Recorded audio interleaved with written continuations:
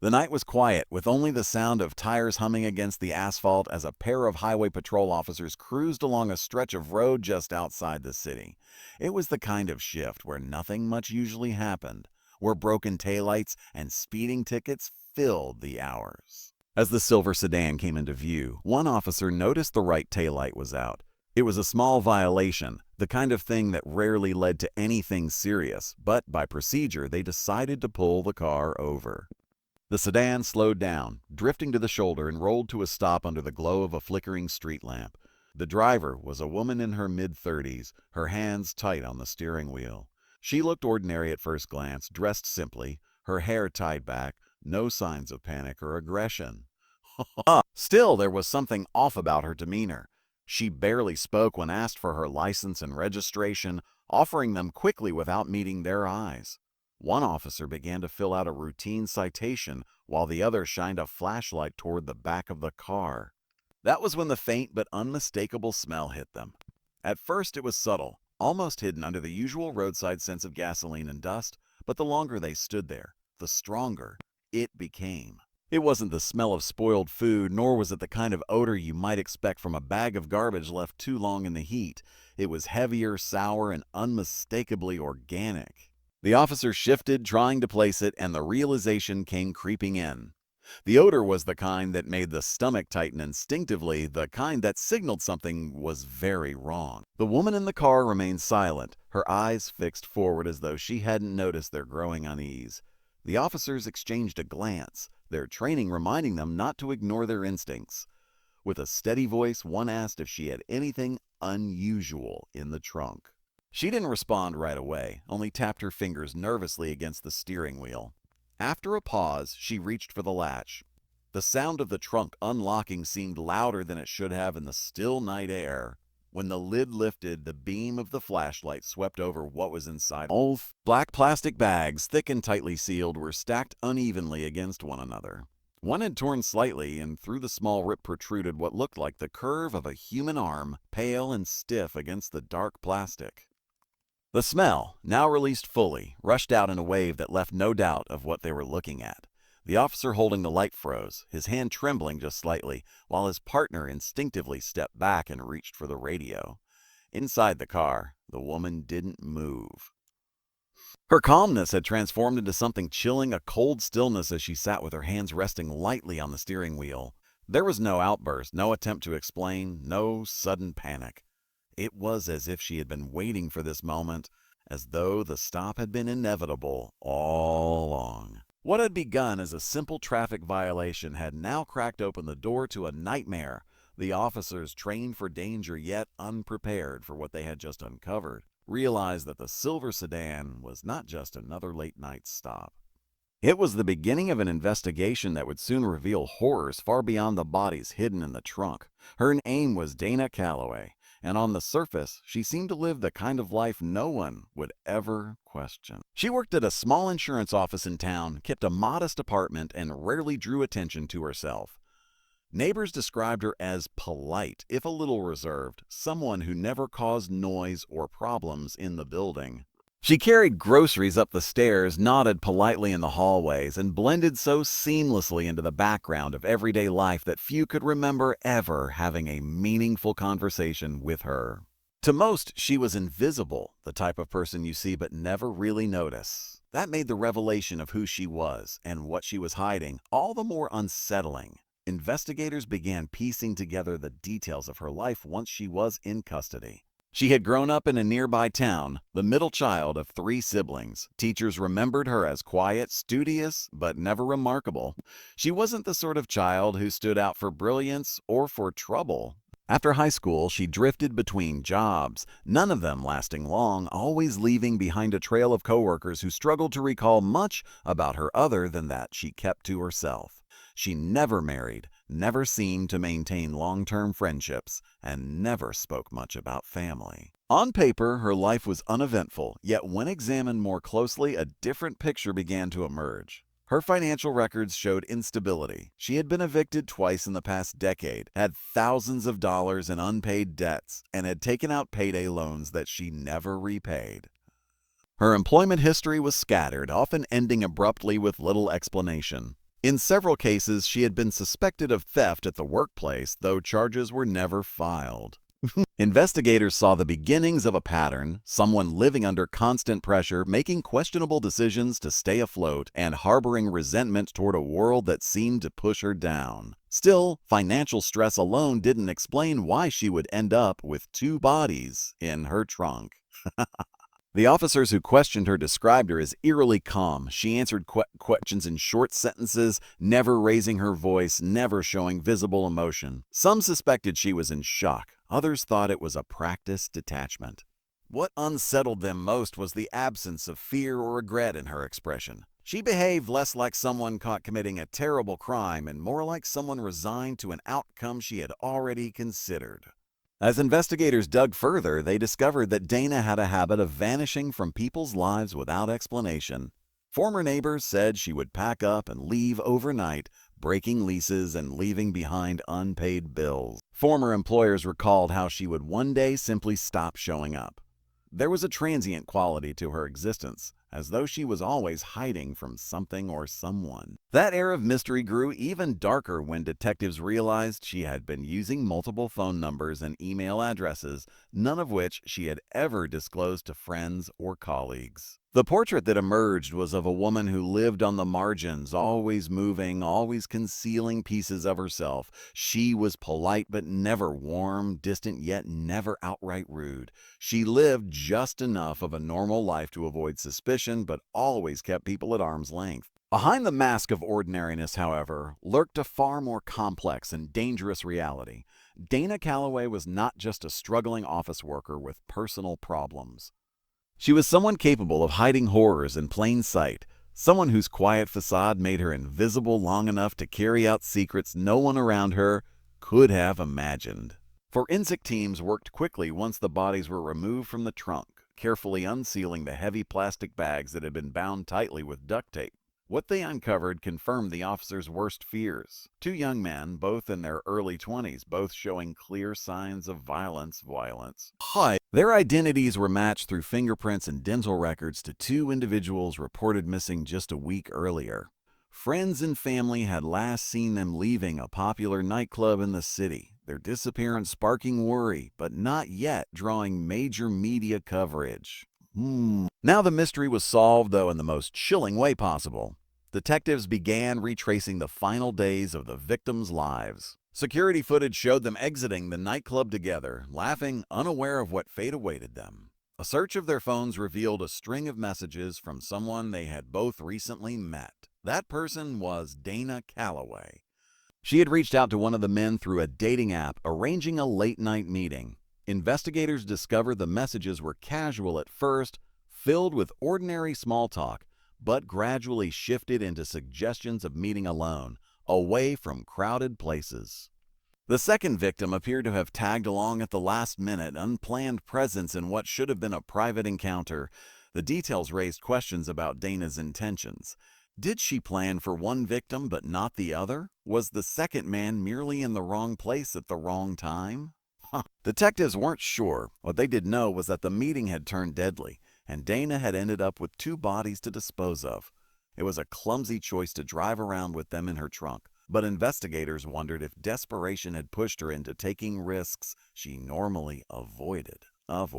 The autopsies revealed that both men had been subdued with a strong sedative before they were killed. The drug used was not something that could be easily obtained without a prescription, suggesting that Dana had gone out of her way to acquire it.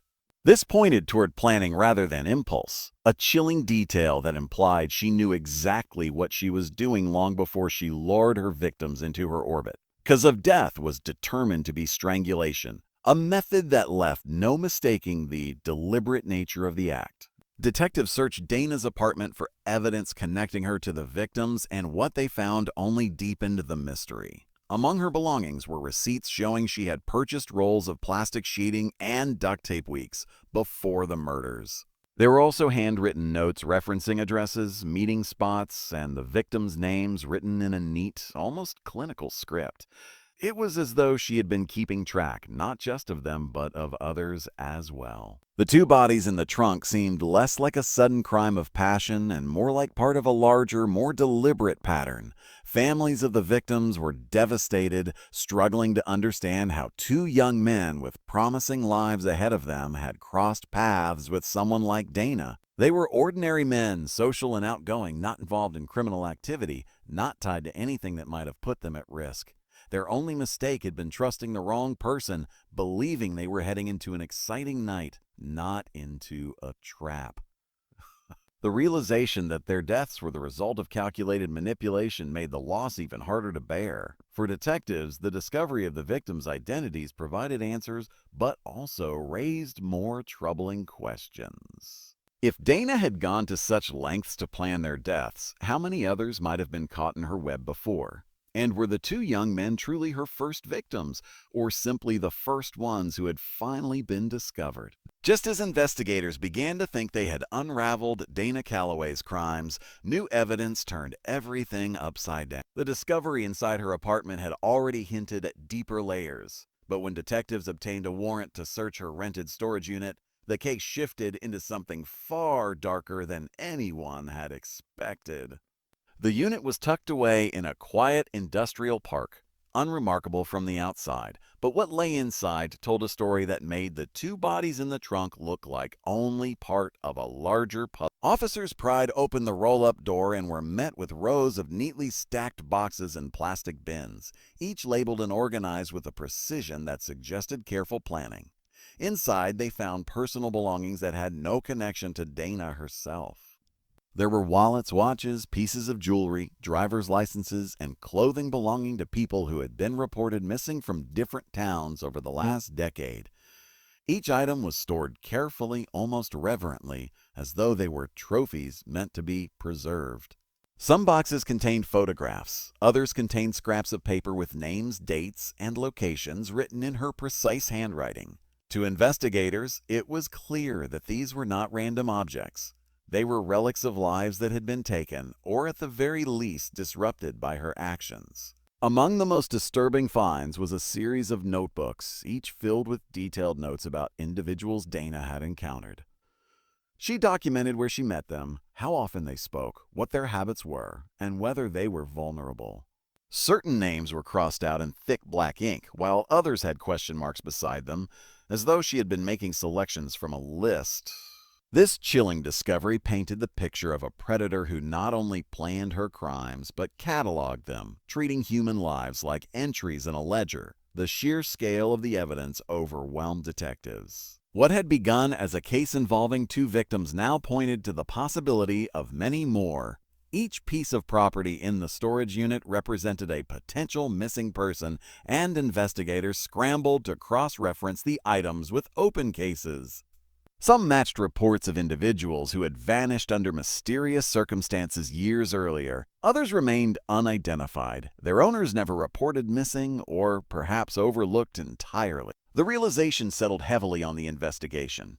Dana Calloway might not just be a murderer, but a serial predator who had been operating undetected for years. Her behavior during interrogation grew even more unsettling in light of these discoveries. When confronted with the items from the storage unit, she remained emotionless, refusing to acknowledge their significance. It was as though she had built a wall between herself and the reality of her actions. Psychologists who later examined her suggested that she derived a sense of control from collecting these trophies, a way of preserving her dominance over her victims long after their lives had ended. The evidence also raised haunting questions about how she had managed to escape notice for so long. The missing persons cases tied to her had been scattered across different jurisdictions, with no single investigator able to connect the dots.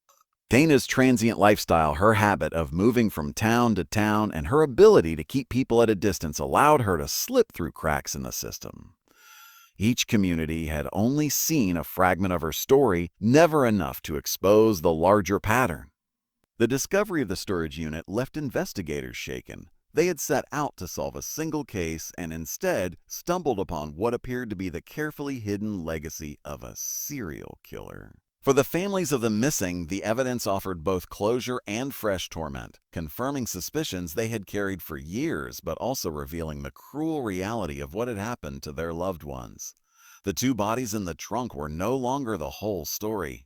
They were only the entry point into a much larger nightmare that was only beginning to unfold. The trial of Dana Calloway became one of the most closely followed cases in recent memory, drawing intense media coverage and public fascination.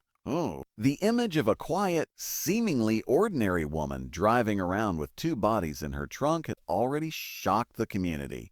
But the revelations about her storage unit and meticulous notebooks elevated the story into something almost unthinkable. Each day in court, prosecutors unveiled evidence that painted her not as a woman who had made a single terrible mistake, but as a calculating predator who had spent years luring, controlling, and discarding victims as though they were disposable. The jury listened as forensic experts described how the men in her trunk had been sedated and strangled, a method that showed deliberate intent. Medical testimony detailed how the choice of drugs indicated premeditation, not impulse. Investigators walked the jury through the notebooks, reading aloud entries that outlined her chilling attention to detail, including phrases like easily persuaded and a no one will notice, scrawled next to certain names. Each new revelation eroded any chance of portraying Dana as someone who had acted out of desperation or self-defense. The defense attempted to argue that Dana was mentally unstable, that her isolated life and mounting stress had pushed her into a psychological break.